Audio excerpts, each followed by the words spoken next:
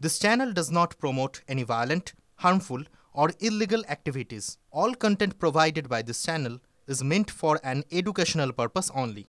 এদিকে আইসিডিএস কর্মীরা আন্দোলন করছে, রাস্তায় প্রতিবাদ করছে, তারা মাইনে পায় না, যত সামান্য তাদের মাইনে।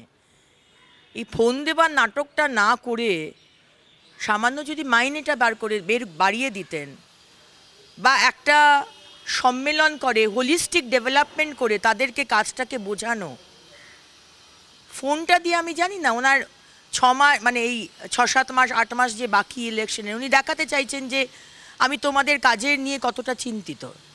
সবসময় তো একটা মুখোশ, মিথ্যে একটা ফেস দেখানো যে আমি তো তোমাদের নিয়ে কতটা কনসার্নড।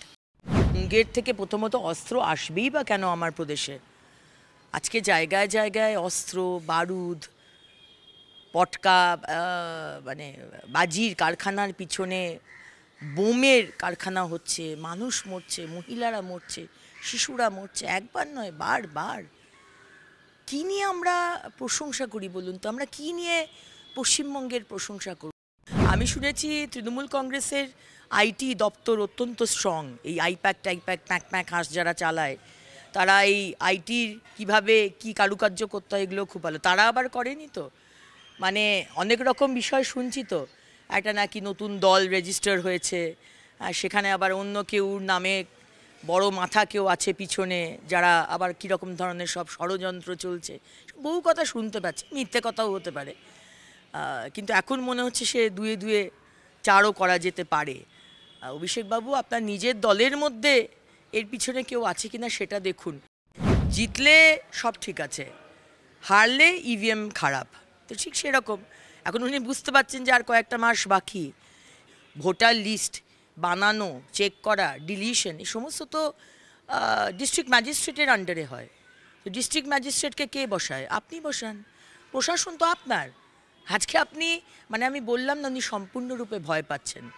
চোখের সামনে দেখতে পাচ্ছেন হিন্দুদের জাগরণ হচ্ছে, চারিদিকে হিন্দুরা একজোট হচ্ছে।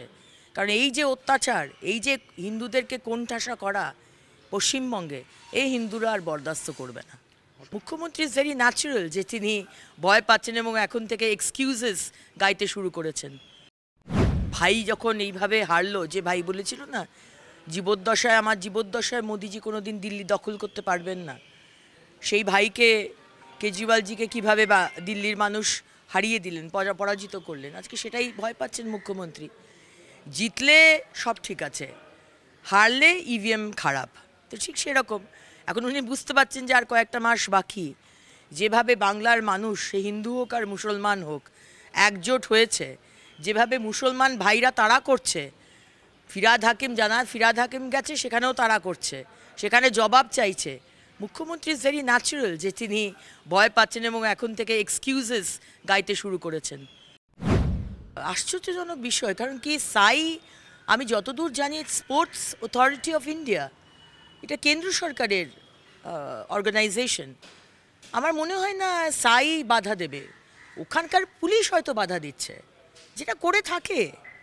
তৃণমূলের চোর, চিটিংবাজ, রেপিস্ট, মার্ডারার, জঙ্গি, তারা যদি কোনো কর্মসূচি করে, সেই মঞ্চে পুলিশকে আপনি দেখতে পাবেন কেক কাটছে, হ্যাপি বার্থডে গাইছে।